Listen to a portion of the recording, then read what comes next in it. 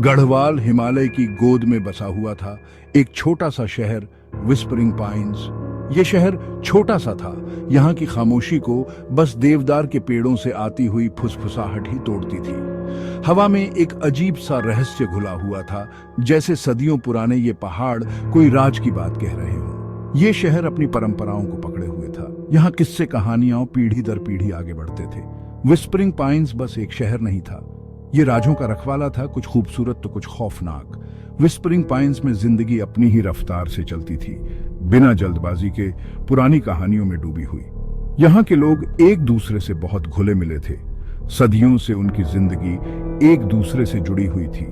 वो सीधे साधे लोग थे, जिनका दिन खेती बाड़ी करने, कहानियां सुनाने और पुरानी कहानियों की गूंज में गुजरता था। लेकिन इस शांति के पीछे रहस्य की एक ऐसी धारा बह रही थी जो सामने आने का इंतजार कर रही थी।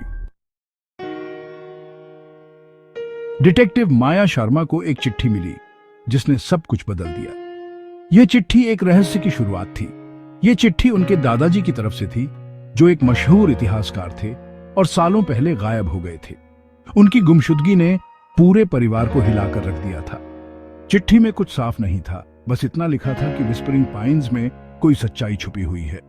यह संदेश जितना रहस्यमय था, उतना ही डरावना भी।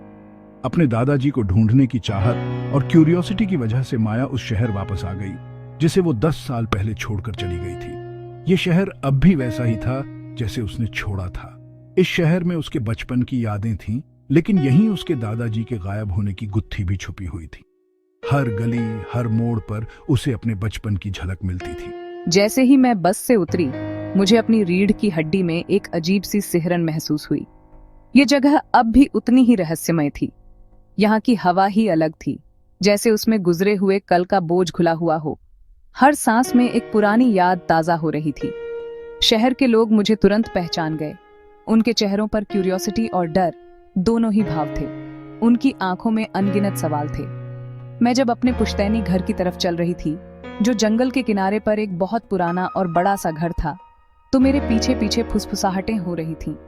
हर कदम के साथ रहस्य और गहरा होता जा रहा था।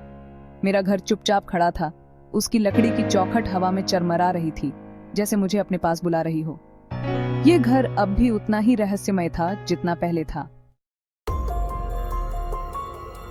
माया को शहर के माहौल में एक बदलाव सा महसूस हो रहा था, जैसे कुछ अनजाना सा उसके आसपास मंडरा रहा हो। जिन लोगों को वो दोस्ताना चेहरों के रूप में याद करती थी, वो अब उसे पहरेदार से लग रहे थे, जैसे वे किसी रहस्य की रक्षा कर रहे हों। उनकी मुस्कुराहटें बनावटी लग रही थी, जैसे वे कुछ छुपा रहे हों।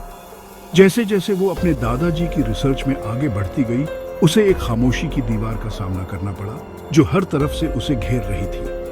शहर के लोग गुजरे हुए कल के बारे में बात करने से कतरा रहे थे। उनकी आंखों में डर और ग्लानि दोनों ही भाव थे, जैसे वे किसी भयानक सच से वाकिफ हों। वो पुराने रीति रिवाजों को मानते थे, उन कहानियों को मानते थे जो इन पहाड़ों में भूतिया कहानियों की तरह प्रचलित थीं, जिनमें सच्चाई की झलक थी। मुझे अपने बचपन के दोस्त संजय में एक सुकून मिला, जो एक लोकल टीचर था और हमेशा से ही जिज्ञासु रहा है।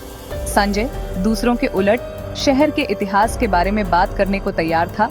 उसने मुझे लोकल कहानियां और किस्से सुनाए जो मैंने पहले कभी नहीं सुने थे। उसने मुझे एक छुपे हुए खजाने के बारे में बताया, जिसकी रक्षा आत्माएं और पुराने श्राप करते हैं, और जो अब भी एक रहस्य बना हुआ है। ये कहानियां, जिन्हें मैं पहले बस मनगढ़ंत बातें समझती थी, अब मायने रखती थीं। ये एक पहेली के टुकड़े थे, मेरे दादाजी द्वारा छोड़े गए सुराग थे, जो अब धीरे धीरे स्पष्ट हो रहे थे। माया, ये कहानियां भले ही दादी नानी की कहानियां लगें, लेकिन इनमें दिखता है उससे कहीं ज्यादा कुछ है, जो हमारी समझ से परे है। तुम्हारे दादाजी इन पर विश्वास करते थे, और तुम्हें भी करना चाहिए, क्योंकि सच्चाई अक्सर कहानियों में छुपी होती है।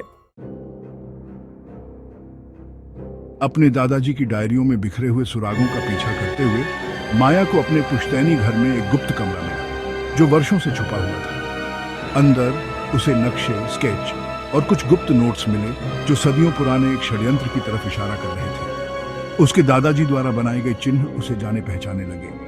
उसने उन्हें गांव के मंदिर के पास प्राचीन पत्थरों पर उकेरा हुआ देखा था। ये वही चिन्ह थे जो लोकल कहानियों में दिखाई देते थे। वो चिन्ह जो एक छुपे हुए खजाने और एक शक्तिशाली गुप्त समाज के बारे में बताते थे। अपने दादाजी की रिसर्च और अपने खुद के अंदाजे से प्रेरित होकर मैंने पहाड़ों के बीच का रास्ता तय करने का फैसला किया। ये सफर खतरों से भरा था। खतरनाक रास्ते मेरी हिम्मत की परीक्षा ले रहे थे, लेकिन मैं डिगी नहीं। मुझे सच्चाई का पता लगाना था, सिर्फ अपने दादाजी के लिए ही नहीं, बल्कि विस्परिंग पाइन्स के लिए भी। एक ऐसा शहर जो अपने ही राज्यों का कैदी बना हुआ था और जिसे आजाद कराना मेरा मकसद था।